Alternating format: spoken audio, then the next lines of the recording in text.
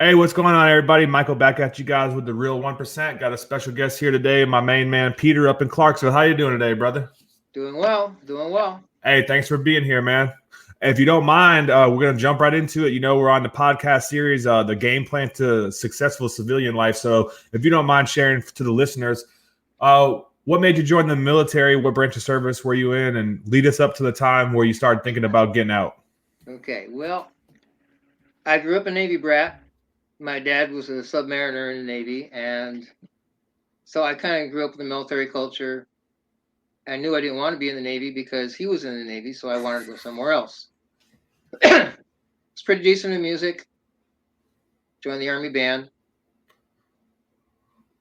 Didn't do just band things, but that's okay. You Right. know, that's what it is. Um, did humanitarian missions. I had the honor of performing for the funeral for the Challenger accident. Um, oh goodness, his name escapes me right now. That was held in the Punchbowl Cemetery, and that was kind of cool. Okay. Did a lot of burial details, funerals, and like that, and some deployments in Thailand, and rubbed, did some pretty cool things that most civilians probably won't ever see or hear. And I loved going to Thailand, except for getting, oh, we got to go this way, got to go this way. Why are we suddenly going down in this airplane? Why are we suddenly going to the right? Why are we suddenly going to the left? Where's our escort? But things happen. Things are fun. I had the honor of Cobra Gold. Didn't start until we went to Thailand. Okay. We were partially responsible for that. Our unit was, and phenomenal troops over there. They're crazy. They're well trained and a lot of respect. Um, did some humanitarian missions, rescue, recovery, things like that. And then I transferred to Fort Sill after my third Light Infantry Division, Seventh ID, California, Fort Ord. No longer exists on paper. Okay. The buildings, some of them are still there, and like that. It was pretty cool to see when you go on Google Maps and like that. But we converted them from a mechanized to a light, and then I went over to Schofield Barracks, the 25th. Tropic Lightning did the same. And that was kind of cool. Didn't spend a lot of time on the island. We did a lot of deployments. Like I said, the South, Asian Pacific Theater was, we were always going somewhere doing something. And then from there, I went to Fort Drum, New York. Spent 5 winters with the 10th Mountain Division. Yes. Sorry to hear that, man. That used to be a dread. But you had to. Were you out there plowing the snow on staff or on CQ or what they have you doing? Yeah, not only that, but I would train the drivers, and I was the motor sergeant, so I would train everybody in the operations and how to attach it and take it off and everything else like that too. So I wasn't the only one that operated the plow. Oh yeah, okay. I made sure Yeah. of that. But yeah, after 5 winters at Fort Drum, they sent me to Fort Sill, and that was because my wife at the time, we were part of the Army Married Couples program, and so she had orders to go to Fort Sill after her AIT, and so that's where I ended up at Fort Sill. And we had a son, so I was like, okay, drawdown's coming up. I can either retire with a little something something in my retirement, or I can make it to my ETS, which would have put me at 18 years, and get a nice ribbon maybe, or a shake of the hand and a boot in the ass. You know what I'm saying? Yeah. So Or all three. Yeah. yeah, so I retired. The whole little drawdown thing. I retired back in '96, and original plan was I was going to be a house husband for a while until the son was old enough to go to school, and then I could, work more full time or like that. It didn't quite work out that way, so I ended up retiring and then divorcing right after that. But I had a roommate.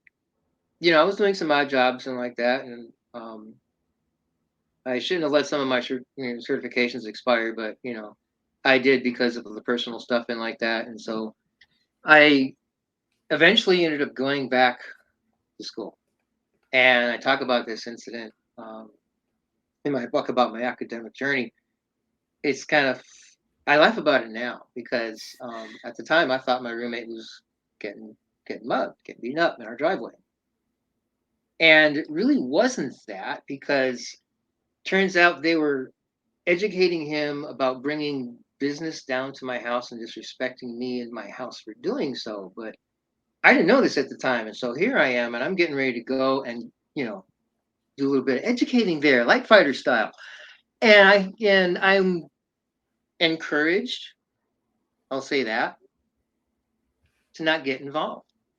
Like. And so I was like, I recognize the sound. I recognize what they're doing. This is, without the blanket, and this is, out in the open. Okay, I'm living with this. And I was like, I've got to do something besides this. And so, I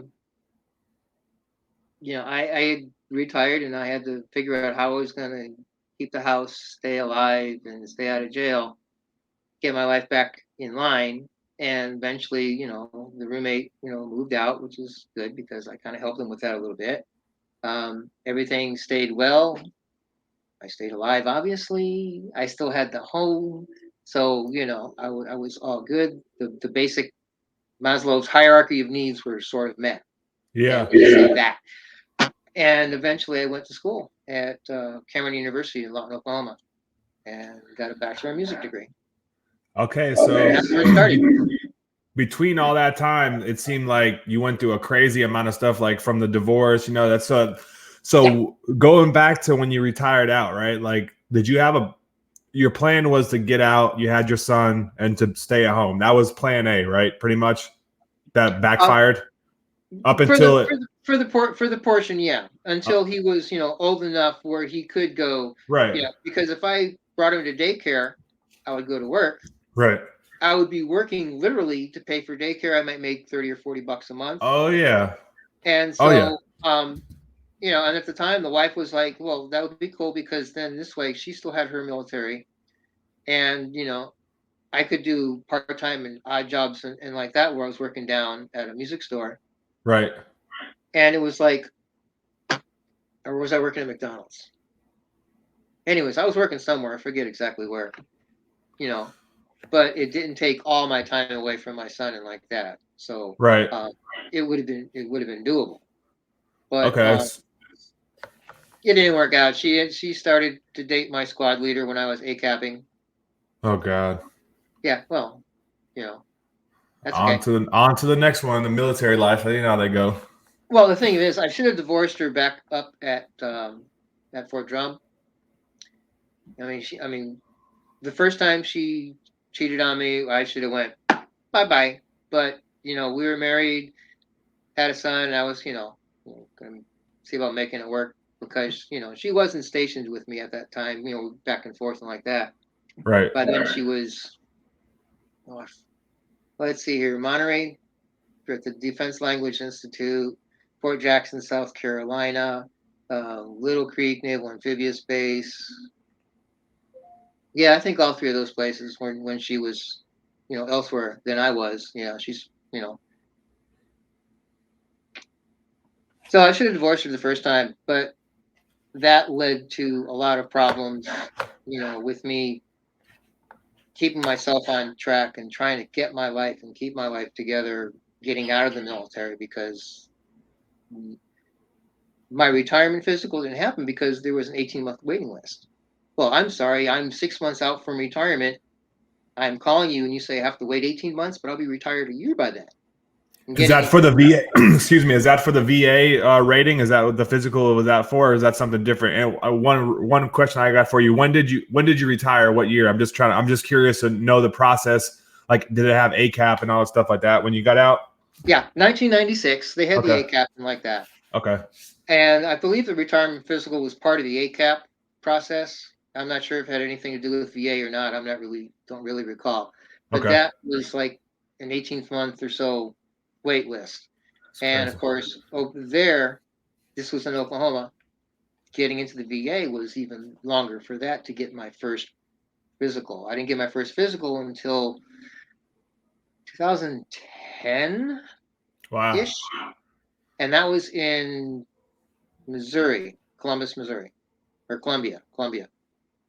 Yeah. So did you get out the military with any disability ratings? You got nothing, No, right? When you got out? I didn't get any military ratings or nada nada. They just said, What'd that look like when you were in the service? Like, what did okay, like, so what did that even look like when you were in? Because obviously you're years before me, but I'm just curious to know, like, what sick call look like? Did you ever get injured when you were in? Did you have stuff documented? Did your leaders talk about it? You know, what was the whole no, perception on sick call and medical records when you were in?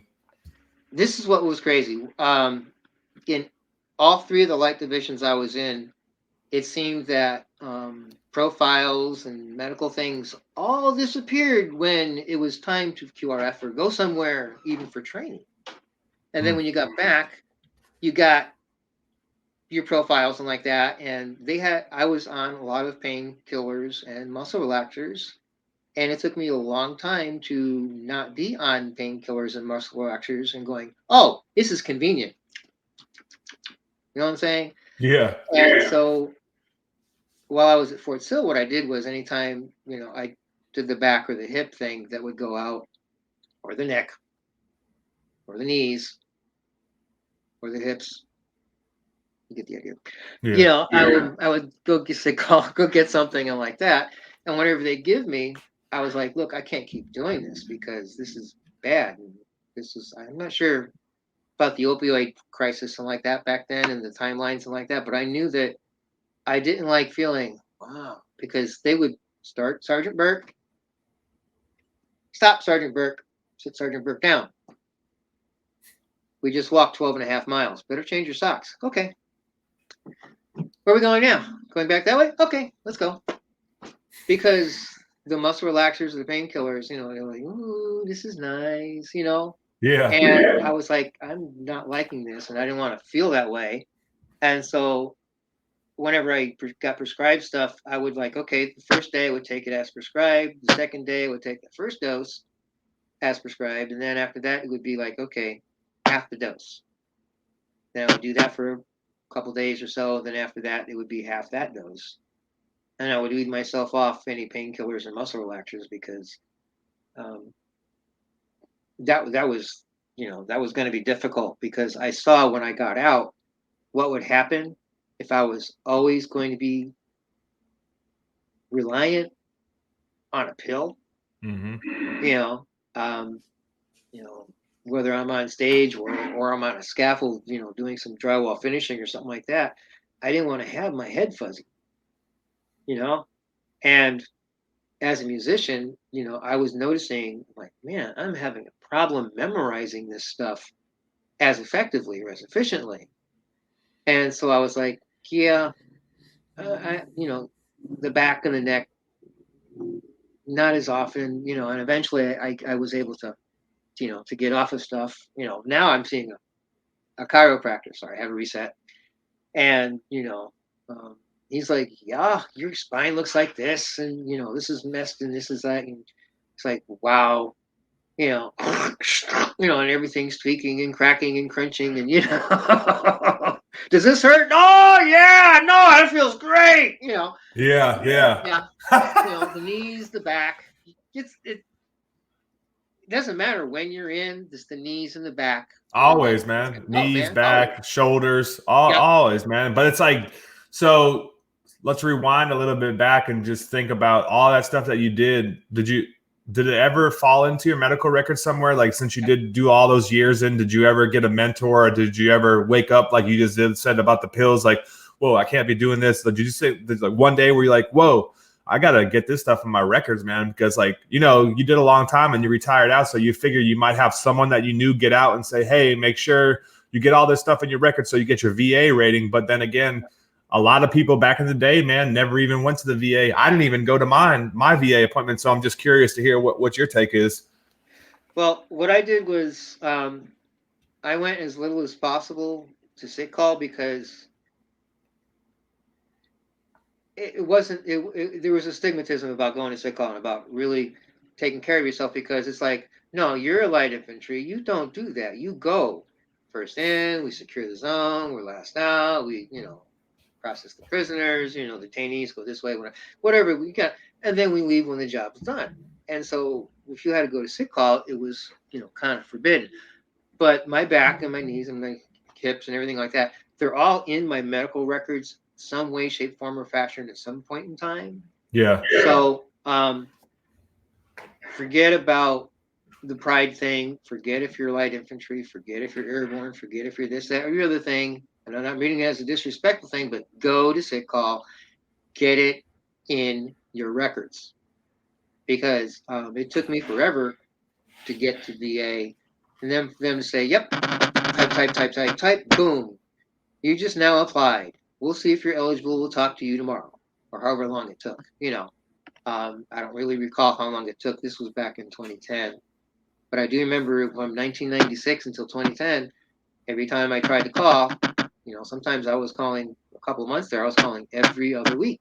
And they're like, "No, we're 18 months out." "Oh, you got lucky. We're only 16 months out." "No, we're 18 months out." "No, it's almost 2 years, bro." "Really?" "Okay." And it got to a point where I'm like, okay, getting into VA is difficult. And in my dissertation, I did a survey of veterans, qualitative descriptive analysis, your words in the dissertation. None of it's my words, really, except for interpreting, what they said and like that. And one of the common themes was a lack of availability, especially timely availability. Try to get into CBA. If you were a definite combat arms, you were a little bit easier to get in. If unfortunately it was an obvious disability, you were even easier to get in. However, you still had to wait year and a half almost. And it was crazy. And it all depends on what region you are for the VA. And that's honestly what it is. Because when I got to Columbia, granted it was 10, 12 years later, week. I had my appointment. It was, 4 months away. Okay. After that, tick, tick, tick, tick. When they got a hold of me during my availability, everything went smooth. When VA just calls you and you don't answer the phone because you're at work because you don't want to get fired because you need your job, they're going to say, well, the vet didn't show, and it's going to be your fault. You're going to go to the back of the list and start again. 18 months, 12 months. Yeah, you're right, man. Yeah, absolutely. Yeah. And then, when I filed my claim, I confirmed it. They were going to give me a call on a Friday. I took off of work, and I never got the call, and I kept trying to reschedule. Well, that was back in, I think, February. So about 3 months or so it took for the word to come down that, it was closed and had to be reopened and refiled because I didn't show. Wow. I was like, I took off of work for this. I had the text that said, I'll be there when you call, because I had it on my phone for like months. And ended up, refiling, to get that PTSD doctor, the shrink guy, rescheduled and like that. So, there's good and there's bad. It all depends on what region you are, but don't miss an appointment. If you have to, I hate saying this. Hi, hang on a minute. This is VA. Blah, blah, blah. While you're at work, you may get written up at work. You may get fired.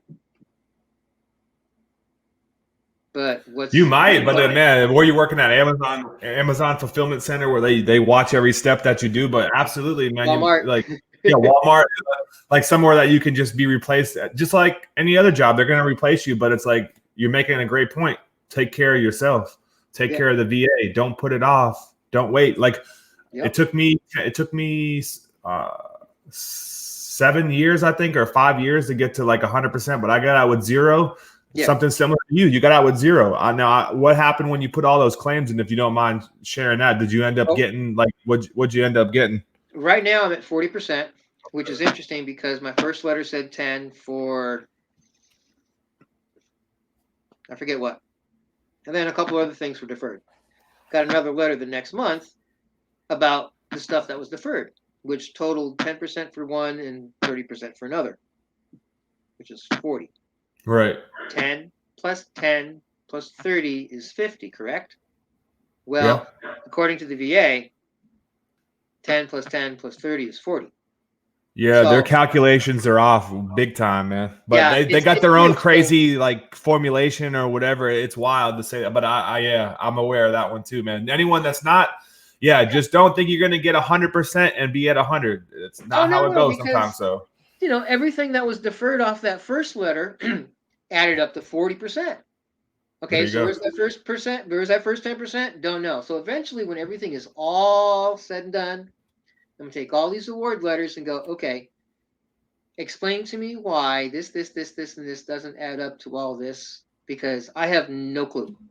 I am trying to figure out their math, and I can't do Yeah, it. you I can't, can't man. do it. It's like unsolvable, dude. It's like worse than algebra, geometry, trigonometry all combined, man. The VA, they don't give you the answers to their formula. They just say, hey, you got 10 plus 10 plus 50 plus 80 plus 100. Oh, you're at 50. Yeah, Oh, okay. All right. But yeah. yeah. So, And the way, because I retired without the full retirement, because I retired a little over 15 years, I retired early.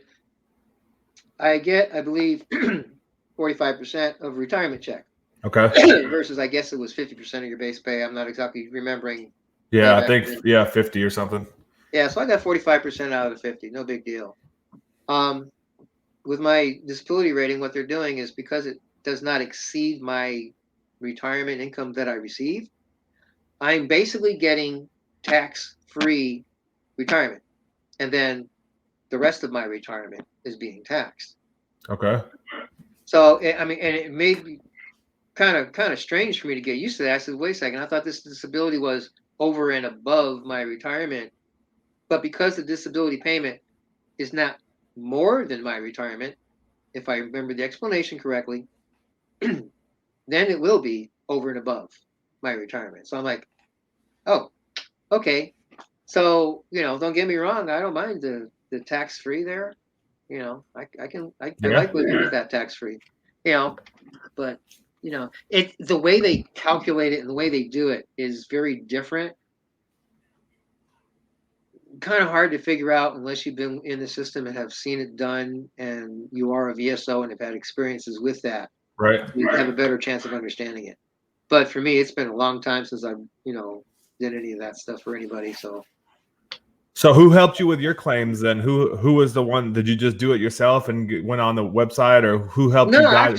actually, I had my psychologist husband do it, because my doctor was like, well, my husband does this, that, and the other thing. And I went, oh, really now?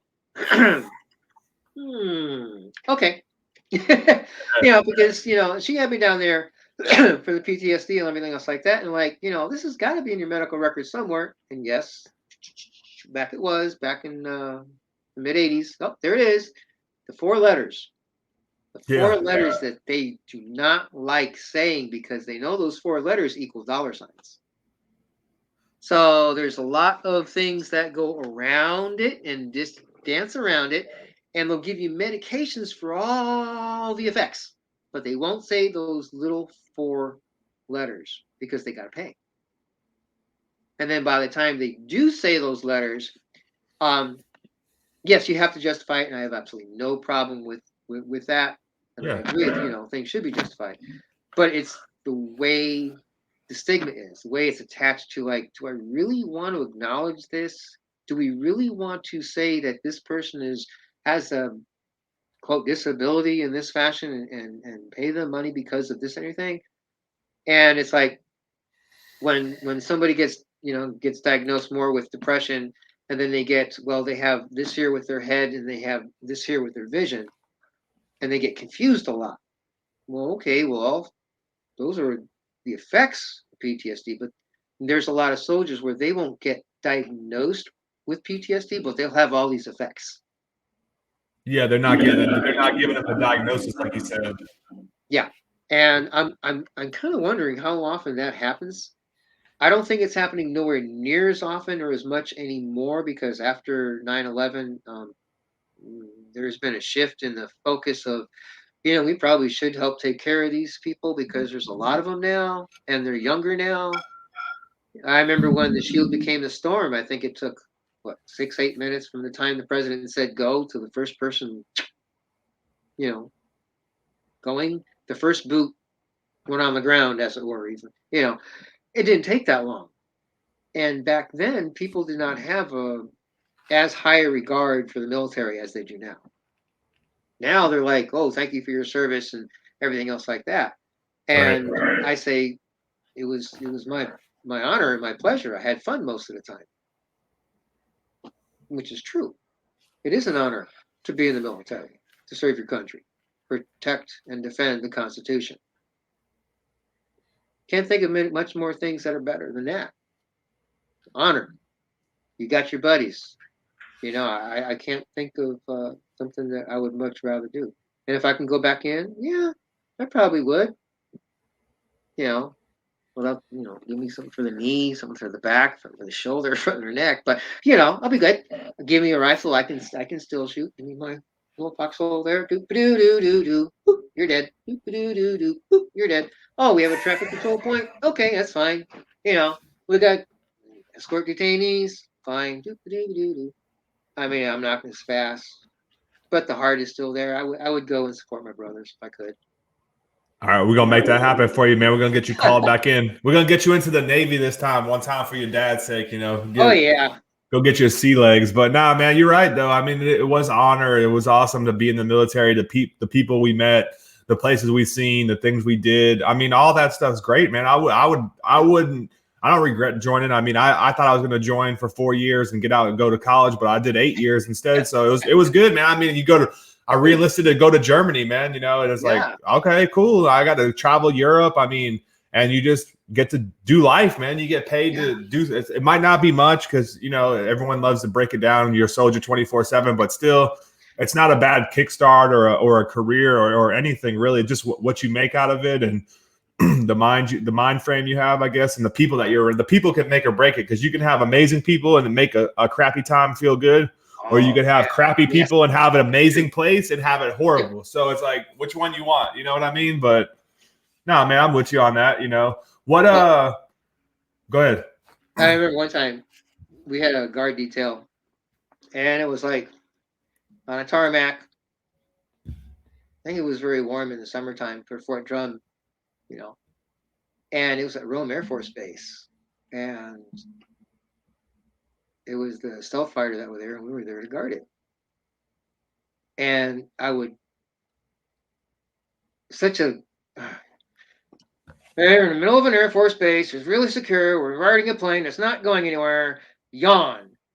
But it was it was great because the people that I was there with, and I remember that because it was such a boring detail that turned out to be so much fun. And then talking with the flight crew and the pilots and like that. Oh man. You still remember it to this day, man. You're still remembering all those memories. So it's like, you're always remember that and tell that story. So yeah, it's weird because you said something about stories and people with, and that's what brought that memory up. And I was like, wow, I haven't thought about that in a couple of years, but yeah. How long ago was that? Like probably like early 90s, or was it in the late 80s or what? It was late 80s, early 90s. That's like almost like 30 something years, man. You know what I mean? So like it is 30 something years. So yeah, I mean, it's crazy. I joined the military when I was 18. So I tell my friends, I'm like, dude, by the time we're like 70 and 80, we're going to know each other for like our whole life, man. You know what I mean? Like we didn't grow up together, but damn, by the time we're 18, you're already in the military. Even if you meet someone you're 20, 30, if you live to 70, dude, you've lived the majority of your life. So it's definitely never ending bonds and relationships, which is great. What made you want to go to school? People from back then still. What's that? You still talk to people from back then? Yeah, always, man. I know people from basic training, AIT, first duty station, second duty station, third duty station. Everywhere I've been, man, I still got people I talk to. So it's all. I mean, the distance kills it, but then again, at least you still got them. You could hit them up whenever, and they'll be there for you. So I'm sure you could say the same. What made you What made you want to go to school? Well, minus that crazy event. Minus that crazy event, I was like, I need to be able to do something and have a marketable skill. Okay. So And would so I was you like, went right well, back from music? yeah. I says, I'm good at performing. I think I could, market that and do something like that. And I really didn't do enough research into the market. And I realized that there's not really a lot of call for that, but there is a call for music teachers. And so I changed my path from performance to teaching music. And so that's where I went. I was like, well, I need to do something where I have a skill that I'm good at, that I'm marketable, that I can, support myself. And a friend of mine from Connecticut, when I went home on leave from Hawaii one time, was a special ed teacher, and they gave me the teaching bug because they would always tell me their stories and like that. And so I was like, that's pretty cool. And then later on, when I, you know, was getting on in my career there at Fort Sill, I was like, we did a lot of things with the 77th Army Band and the Cameron University Band, and I was like, okay. And so I was like, yeah, I can do something like this. Performing's be pretty cool. And so that's what started me at Cameron, was part of the affiliation with the 77th, doing joint concerts with them. But changing my focus to music education was because I realized that there's really not a lot of call for performers. So I went music education route. Did you have GI Bill or something like that when you were getting out? I had the VEEP program, Okay. Veterans Era Veterans Era Education Assistance Program. I put in $1. Army would put in $2. Not only had I used that up a couple of times, but I was like, I'm kind of tired of putting in, because I really, after I retired, I really didn't have what I thought was disposable income to put in. What I should have done was put it in anyways, but I should have got student loans for that first time, because the rebate to me over and above the payment, I could have turned around and put that in my VEEP program money, which would have been, probably $2,000 or so, which would have ended up being their 4,000, my 6,000. Oh, okay. So, I didn't think about doing that. So I realized that, I need to pay electric bill and buy food and like that. And so I went the student loan route instead of, continuing to use my VEEP program. I did not hear of the transfer where they converted the VEEP program to, I guess it was the GI Bill. I forget which version. Probably maybe the Montgomery GI Montgomery, Bill. yeah. Montgomery. I didn't get the notice on the conversion of that until the week after it was over. That's when I found out about it. So I was like, well, that's fine. I'm partially through my bachelor degree. And I just, I said, I never really had that kind of disposable income. And like I said, I didn't think about getting a student loan and then dumping the student loan into it until after I graduated, with my master's. And I went, oh, I could have done this. But, I did the student loan route. My education benefits, I used them up 3 or 4 times while I was active. I was tossing money in there all the time. And I got quite a lot of the education out of the way while I was on active duty, between deployments and like that. So, it worked out. It worked out for me. The GI Bills they have nowadays are so much more inclusive, and they encompass so much more, not just, the academic world traditionally, but also the trade schools and vocational rehabs, and, books and stipends for families. And they take into account that, you're a single parent, but you're going to school. So, there's been some progression and some changes and like that. So, the newer GI Bills, that's pretty cool.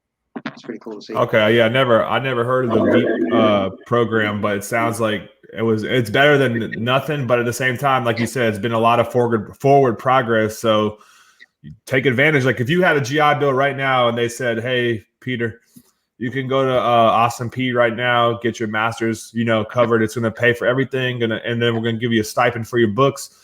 and your supplies, and then you're going to get $1,800 or whatever the BAH is E5 with dependents in Clarksville. You know, it might be more than that now. I don't know, but that's different than saying, hey, let me put $1 in and get two, because you don't really have to do anything for the GI Bill except do your time. You know, essentially, you don't really have to put anything in. The Montgomery, I think we put $100 in every month for the first year. So you put $1,200 in, like, and then you get like you are eligible for the whole thing. But the post 9/11 GI Bill, and like you said, VR&E, old voc rehab, veterans, readiness, and employment, man, it's like crazy benefits now. And guess what? Most people don't even use it.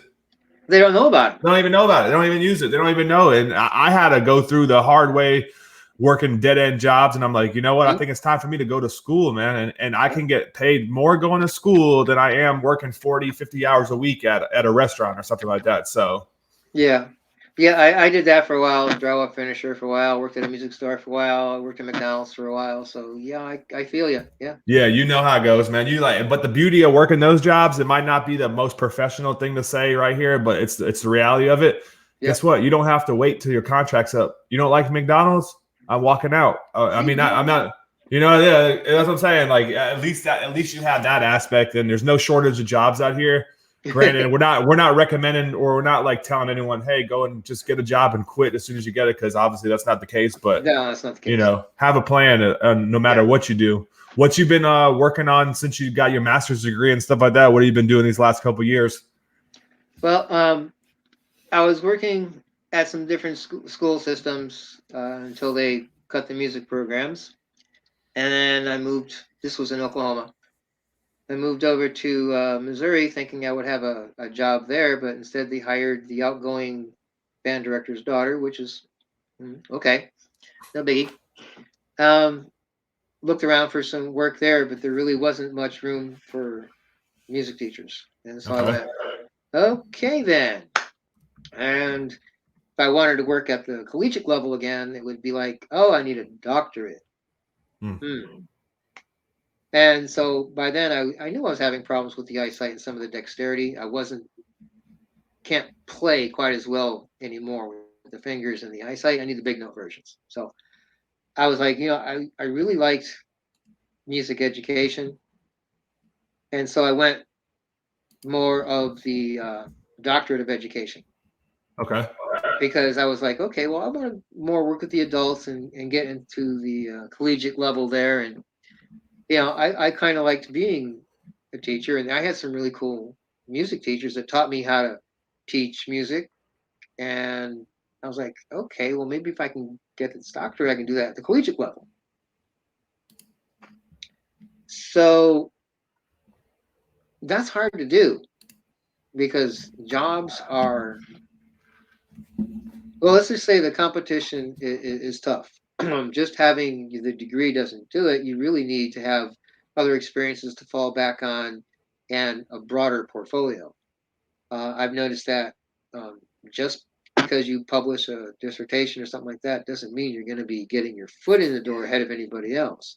Yet you put something in a journal article or a journal magazine, or articles published that way, or published in books and like that, and you'll find it, okay, you're taking with a little bit more credibility because I guess you have the perception of having more experience in whatever field that you had published or whatever like that, and you have more public appearances. That's what another thing. Those little things that are really different, that are not the degree, those all add up and matter, because I think that's a lot of what people are looking for in the hiring process. And I've noticed I've gone a little bit higher up in the hiring process at some of the institutions where I've applied this year versus 2 years ago or even last year. And part of it, I think, is because I have published a little bit. I have um, put some stuff out there on LinkedIn every now and again, and it's like, oh yeah, I've seen him every now and again. And he does this, and it's minor minor networking, but it's how people go, oh yeah, I recognize that name. I gave a presentation at the Student Veterans of America National Convention or conference, whatever. In January, and one of the people that was the side sidebar presentation thing, and one of the people that were there go, I referenced your work in my this, that, and the other thing, and I was like floored. That's never happened to me before, and I was like, oh wow, thank you. So that felt kind of cool, and it's things like that when you are exposed. That's what gets you the job more so with those extra intangible things than say you have this piece of paper from Ivy League. Yeah, no, you're out. Yeah, you got to have. They want someone that's well rounded, right? You got to have Yeah. the experience plus the education plus the person. Yeah. It's a total package, but absolutely, man. Sometimes the resume gets them in. And most of that total package comes from the military. It most certainly does. I mean, you can definitely get if you pay attention and you have good leadership. I mean, unless you're just like a dud. I mean, yeah, you're learning how to lead, you're learning how to train, motivate, inspire. You know what I'm saying? All those aspects and traits that you're getting from the military. If you transition that to the civilian world, man, you're far ahead a lot of the people that are out here as your peers in the civilian sector. I mean, at least that's what I've seen. And it's not to compare and contrast, but you go somewhere and people don't even want to get off their ass and work. You know what I mean? Never mind. That's true. You know what I mean? Like I mean, even if you're not a smoker, you're still probably picking up cigarette butts or police call and stuff that's not yours. You just learn how to shut your mouth and do it, which is okay. It's fine in some aspects, but yeah, you're right, man. The traits in the military that we learn, they can take us a long way. So what's the name of your book that you have out? What books do you have? I only have the one for right now. It's camera there. There you go. Veterans Experience with Higher Education. Okay. And an Academic Journey. Okay. Got some pictures of me when, we had the service caps back then, and Yeah. Back then in the day. It's on Amazon and like that. It's about basically how I started out, why I went to school, and then what I experienced in school as a veteran. Definitely non-traditional student. I was as old as or older than my professors, except for a couple of them. And I was usually old enough to be everybody's father, uncle, dad, whatever. Yeah. And so I go through it. It was like the paperwork process, using my benefits, as far as financial aid and like that with everything, and the enrollment. The enrollment process. What was like doing the paperwork? What's it like? Because I had 96, then I had like 2000 or so.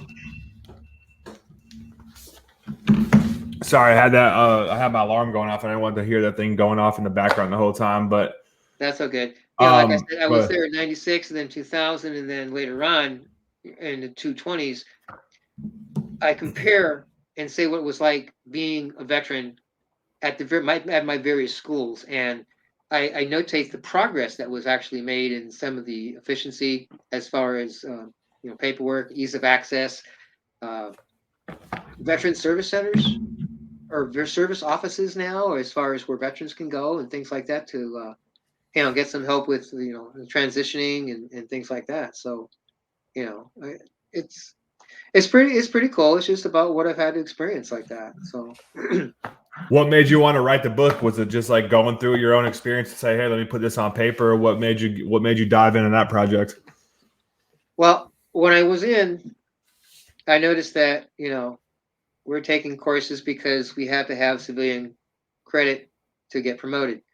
This was back in the 80s. They made that decision. It became important throughout the 90s. Then when I got out, I was like, well, okay, there's a small ROTC program, not very large.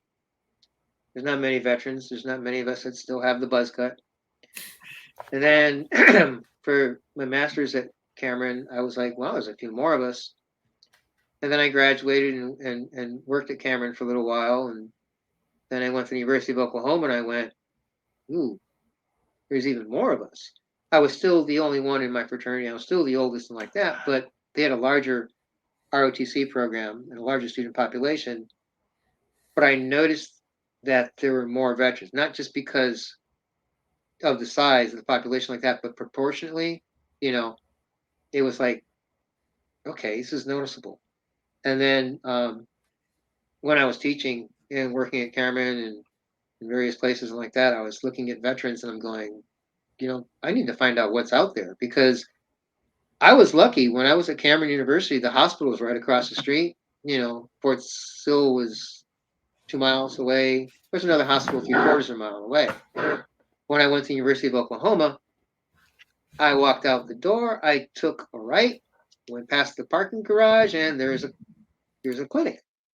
So I was lucky. I was had access to mental health, medical health, and like that. Even though I had TRICARE because I retired. Um, VA was close by for OU, and Fort Sill was right there for Cameron. So you know, if you were had VA benefits, you could have just had them easily taken care of at Fort Sill. We're at the OU Med Center. We're at the VA Center in Oklahoma City. But I was like, whoa, I'm lucky because not a lot of people experiencing this because there wouldn't be these so long wait times to get to VA. And so I'm like going, okay, well, all these wait times and all these people are deploying and coming back and all these drawdowns. I'm like, what's out here? And so that inspired me with my dissertation to find out what's happening, what's out there. And it's available on ProQuest. It's perceptions of student veterans with PTSD and availability of support services in academic life. And this is everything that the veterans had said, what's out there. And they talk about, trying to get access to the VA. And they've even said, hey, we'd love to have it on campus. As a matter of fact, there's, what's that acronym? I always forget it. VITAL. The VITAL program. Nowadays, they have that, and it's coordinating VA on campus and what they're starting to do. And in fact, I just read this article about it by McCaslin et al. It's the 2014 from the Career Planning and Adult Development Journal.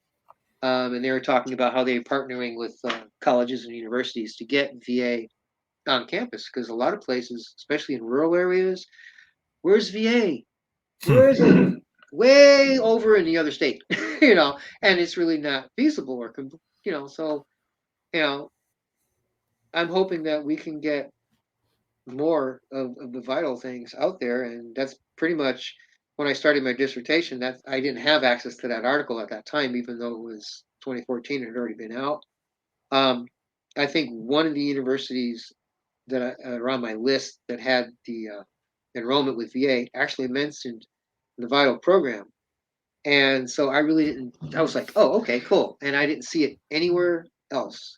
And I looked at 92 total institutions, and only one of them mentioned the vital program. I don't remember which one, but I remember, oh, I saw that. I should have been a little bit more cognitive of that and brought that out a little bit more in my article that I wrote. But it at that time it really wasn't out there. Now, from what I understand, they're a little bit more out there. And the vital, you probably have better stats on this than the vital programs than I do. But No, I haven't. I honestly have never even heard of it before. I'm about to look it up right now while we're on here to just see what I can find. I've never even heard of that before, to be honest with you. Vital program. I forgot the total number because I was just reading this article. Okay, yeah, it's right here. They got a big link. It's like right on va.gov. VA College Toolkit, Vital Program, VA Mental Health. Yeah, there's 21 campuses right now at the time of this printing for this article. So I'm sure they have probably doubled that by now because it's been a good 10 years, 8 years. Yeah, well, I guess they have the program sites thing on here, and it gives it by state. So let's look, Florida. That's where I'm at. No program sites available in Florida, one of the biggest states. You're in Tennessee or Kentucky. Let's look at that real quick. Yeah. I don't know, man. You learn something new at Tennessee. No available programs. No. And that's the problem. Like they only have 21. Okay. At the time of this printing. So I'm not sure how much they have now. As I said, I haven't finished reading the article and like that, and I haven't gone to check out the vital program. But I would hope that it increases because there's only 23. Sorry, Peter. There's only Vital operates in 23 medical centers and 16 veteran integrated services networks, and on 100 colleges and universities. It says it's on 100 colleges, I guess, but only 23 medical centers, 16 veteran integrated service networks. Yeah. I came across this for my book that's on family and fraternal support for PTSD, and this is in the academic world because it was part of how I got through it.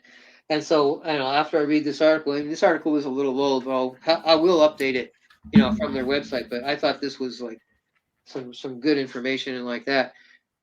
And it's ironic that my dissertation was just out about the same things that student veterans were saying, and veterans themselves, the lack of availability and access to health in a timely manner. So, yeah. Would you say that was like some of the main things that stuck out in that dissertation that you wrote, was like the veterans saying out of their own mouth, saying that there's either a lack of knowledge or a lack of availability for healthcare in close proximity, essentially? Mostly it was a lack of timely availability. Okay. They had to wait, some of them were waiting 6 or 9 months, and I was like, wow, that's not that bad. And others were like, there's not a VA facility around because they were very rural, and they had to drive to another state, which is probably 100, 150 miles. It's up in the north central areas up there. I'm not really exactly sure where they were, but just judging from the data that they provided, that's where it sounded like, and I actually have no clue where these people were from, the participation number or anything. So it's just a guess because of what they provided in the narratives and like that. Upper Midwest maybe, or upper central north, where it's kind of rural. Yeah. There's not a lot out there, mountains.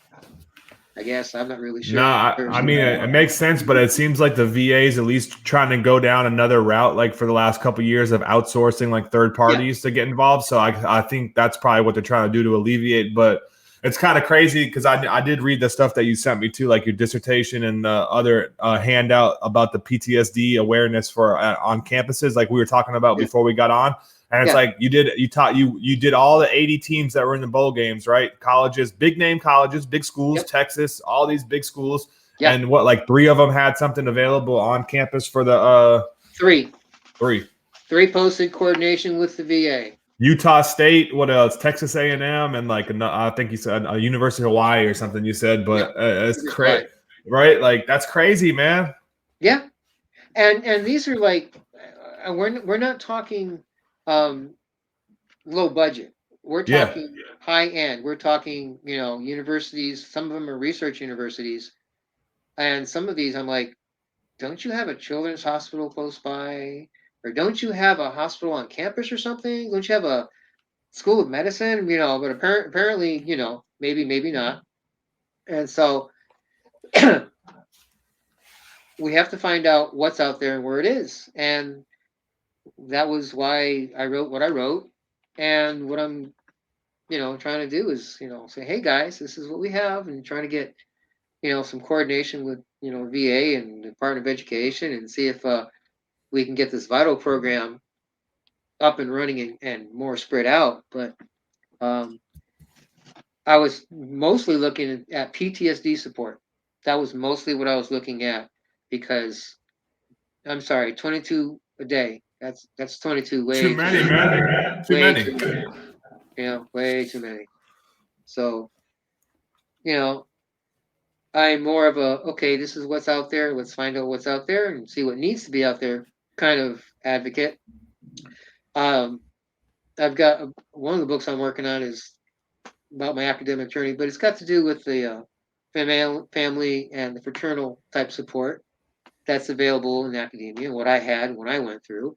And then I'm doing another one on the musical support, music therapy that address different effects of PTSD. As a matter of fact, I'm looking for some veterans, and all they have to do is say, yep, I got PTSD. I'd like to, take your survey. And that'd be great, because I list some different effects of PTSD and say, okay, what do you listen to when you're this or this or this? And they just type in some music selection, songs, artists, or whatever, genre, nothing specific. And then it's like, okay, what do you want to say about music and PTSD? Here's a couple narratives where they can just, type away. So that. How would they find you on that? How would someone find you if they wanted to volunteer on that one? Well, on that, they can find me on my LinkedIn, because what I'm doing is writing an article that will be published but I would like to publish it in the Journal of Veterans Studies and say, look, guys, girls, this is what we are listening to. Here's some suggestions if you need it. And it would be great if I can get the counterbalance from clinicians and like that. But, that may be a separate study later on to say this is what clinicians are using, just to give veterans options. So my LinkedIn, let's see here. Oh, I'm not really sure what my LinkedIn account number is. No, you good. You probably I'll look it up real quick too. I know it's on my email just, that I sent you. Oh, yeah, it's right It's here, on my email. Dr. Peter Burke. Yeah, too easy. They'll find you quick and easy if they and if not, just reach out and we'll get you in touch with Peter. That way you can do the survey, or you want to get his book, or you want to talk to him, or whatever. If someone's out there that wants his services, I'm sure he'll be of assistance to you. So we'll get that squared away. What'd you struggle with the most when you got out the service? What were some things that you struggled with, minus the nut house that you had to deal with, but like something else? What else? I had to realize that I'm not in the military anymore. There is not honor. There is not integrity. There is not trust. There is so much backstabbing and BS. Yeah. Yeah, I'm sorry. You can probably think of the words I'm thinking of, but this is going to be aired out somewhere. And I want to be at least semi respectful of the bullshit. Adapting to the civilian way of life. I mean, going from structured, having a mission, knowing what I'm going to do, or knowing, what I plan on doing and things like that, to where, okay, what's going on? What am I doing? I don't have anybody with me that because we're used to working as a team, getting stuff done, doing stuff on our own when we needed to.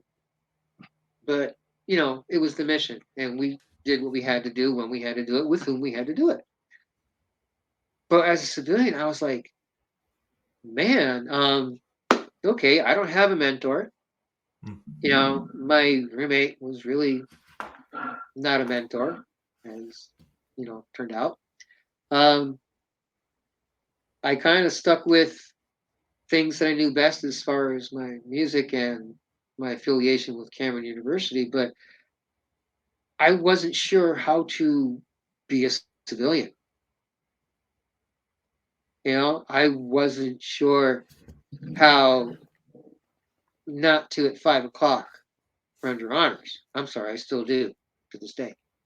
Matter of fact, if you retired, the National Defense Servicemen's Act of 96 or 2000, somewhere back then, says you are authorized to render proper honors, i.e., salute, because you retired and we're not going to take that honor away from you. And so I kind of liked that. So I kind of remind vets and say, hey, you remember how we used to do this and we used to take pride in doing that?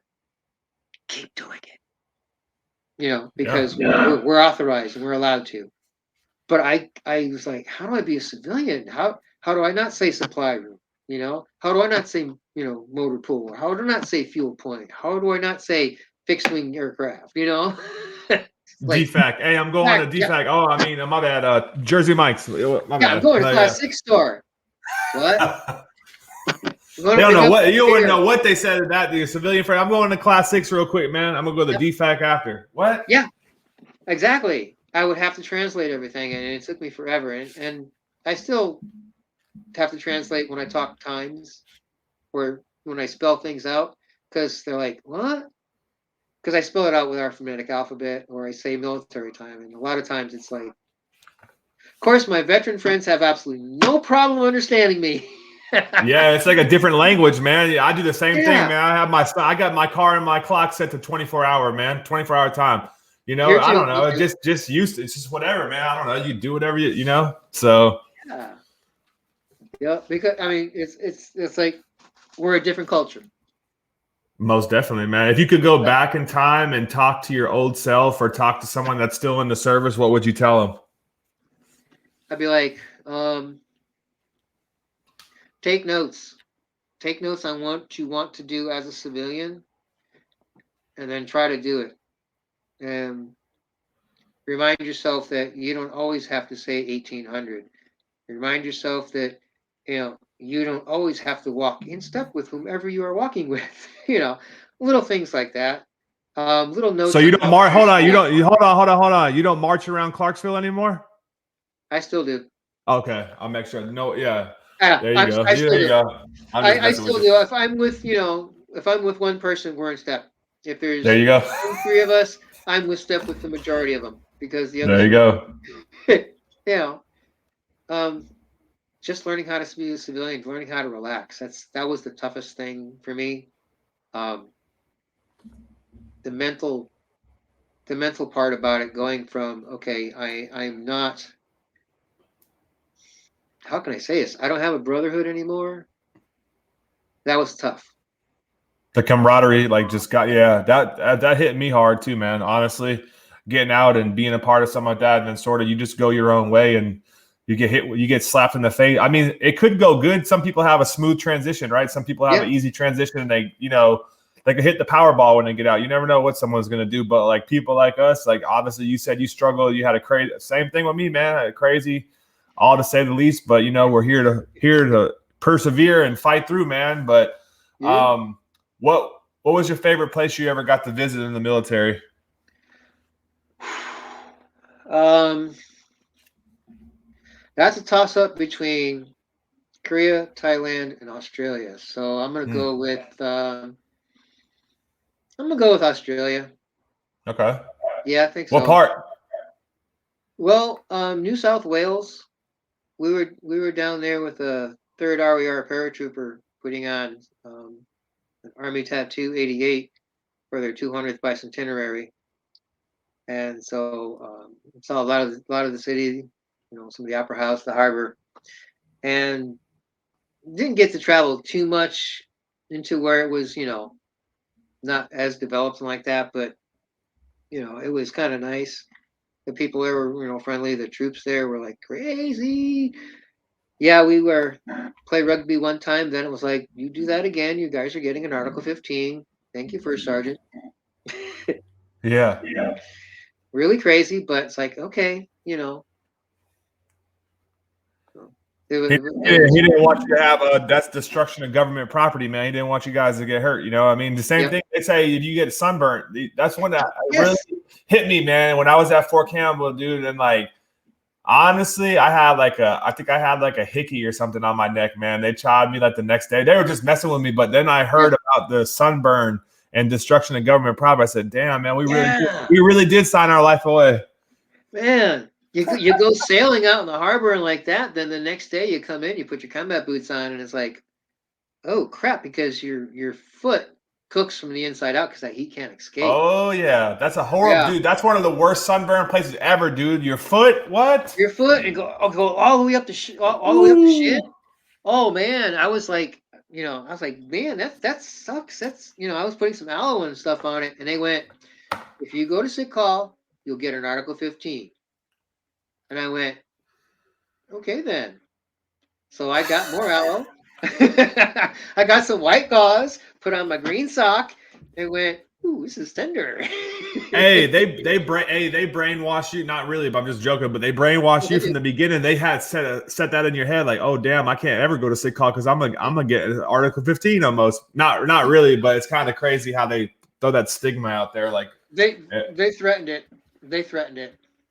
that's I don't know if wild. they'd actually do it or not, but it's like, oh, I'm done. That's Still okay. though, yeah, still that they did it You're messing with my money. Yeah, exactly and you're time. messing with my So, money. Thank you. I get the hint. what was your favorite meal that you ever had prepared by like a military DFAC or something like that? You have anything that stuck out to you? Yeah. Anything good? Anything bad? Anything both? Well, I've eaten at some Army chow halls and some Navy chow halls and Coast Guard chow hall, Air Force chow hall. I haven't been to the Space Force chow halls because they didn't work. They didn't exist back then. Um, Same. wow, I've had a lot of good food. You know, nothing as good as my own cooking, but that goes without saying. Yeah, get the Tabasco and a hot sauce on there. Yeah, There you but go. um, I can remember some bad food I've What had was at the it? Army What do you Now. remember? It was supposed to be steak for one holiday or other. I forget exactly which one it was. And they said it was done rare. And it was about that color. I'm Hey, like, man. really? I mean, and it didn't flop like this, like a normal piece of meat did. It Yeah, went, yeah. nice and like quap, quap, quap. I'm like, okay, it's like the thickness of a pen. And the vegetables were good. The rolls were overcooked. The meat was very, very, very overcooked. Um, but I remember thinking, well, it is what it is. So Another day at it, man. I guess so. You yeah, had you had good and bad I think this experiences. was at. I'm almost tempted to say Fort Jackson, South Carolina, but I don't really want to, give a place a bad rep if they really didn't own it. But it was early on in my No, military career, so it's all right, man. They don't. I was a cook in the army, and they don't give us the best quality food. Not to say that you can't make it taste good, because I mean, I feel like I try my best to do always, because oh there was man, always a bad stigma on the cooks, man. Like all cooks, like yes, damn, the cooks that I serve with can do everything just like a damn 11 Bravo can do the road march, can do this, can go in here cook. Some of them people, if you get thrown in the kitchen, you won't know what to do cooking for 800 people, 600 people. So I love that stigma, but there is some crappy food in the military, man. Some people just don't care, and that's a simple fact. I just like to ask because that was my MOS, so I like to hear other people's side of the story. well, it was just It's just because it funny. was volume. It Oh was cooked yeah, by oh yeah. volume, and that's what did it basically. And then it was left in like to stand in a warmer or something Yeah, like the that. warm is like 200 degrees, and like, yeah, Yeah, you're right. You're right. So it's like yeah, shoe leather essentially when you get it, but you got to love the classic military steak, man. I know you miss oh yeah, that. I know you miss that.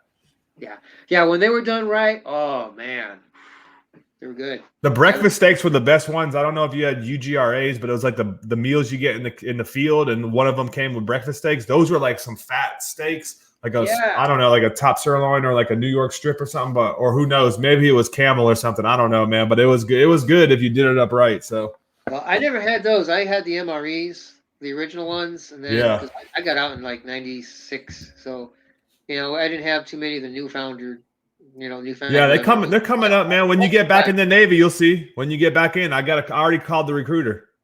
Well, my dad was in the Navy, so I'll go back in the Army. Nah, man, I'm getting you in the Navy. You can't. The Army's not going to take you, man. You only the Navy or the Marines. So which one? Where you going? Marine. Oh man, you want? Hey, you got? I don't think they would let me on a nuclear submarine anymore. Nah, man, you going back to the band, Oh, or you okay. want to do something, or you want to do something different? What you want to do? It wouldn't bother me none.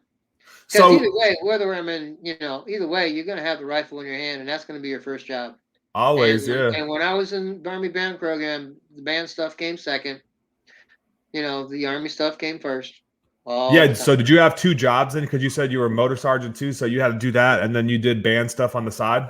Yeah, I was Okay, an NBC NCO and an assistant armor at the same time. One time, you know, classic. um, Double I was tasked out, yeah, supply. doing two. Yeah. Yeah, What instrument did you play? French horn. Okay. Yeah, Uh, that's what I did in the military. I played trumpet when I did the bugle jobs and like that. So, okay. those were two in the military I played. You still But play now? yeah, yeah, I still now and again. Just the horn though. I don't have my trumpet anymore. Okay, that's I cool. don't have my drum set anymore, or my sax, or my violin. You Never want had to my lead? cello. You want to? You got anything that you want to leave out there before we close it up, or it's up to you? It's the balls in your court. If you want to say anything. Well, if you're getting out, make sure you try to prepare for it. If you the way things are set up now, it should be relatively smooth. If you need help with getting VA, hook up with a VSO from one of the veterans organizations. It's free. They're free. That's their job. Let them do their job, and try to avoid the stigma and do what you can not to listen to it. It's a lot easier said than done. And when it's all said and done, try to be true to yourself. Remember your brothers and sisters, because they will always remember you. Couldn't have said it better myself, y'all. So, hey, appreciate y'all listening in. Hey, Peter, I thank you for serving in the military, man. It's been a pleasure talking to you today, having you on here, sharing your story, and just, hey, I appreciate all the research that you've done, because, hey, I might use it for my school. I might use it for my papers if I got to do something in business that has to relate to veterans. I mean, you got great research out there. So if you guys are interested in Peter's book, look him up. The book's on Amazon. If he's gonna show it again real quick. A student's veterans experience with higher education. It's on Amazon, y'all. Support these veteran-owned businesses, man. Got an author out here putting his time and effort in, sharing his experiences and putting it out to the public, man. That way we don't have to go through the same thing he did, right? I mean, that's what it's all about, dude. Like get ahead of the game. And hey, I look forward to having you back on if you ever want to get on and talk about anything else, or when you get some more books going, or whatever the case may be. But I just appreciate you coming on today, brother. Cool. Appreciate the talk. All right, no problem. Thanks, everybody. Hey, everybody. So I guess the moral of this story would be, don't wait. Don't hesitate. Get a VSO. Get someone in your corner to help you. Have a plan. Have a plan A, B, C, D. You never know what's going to happen. But until next time, we appreciate y'all listening, and have a blessed day. Peace.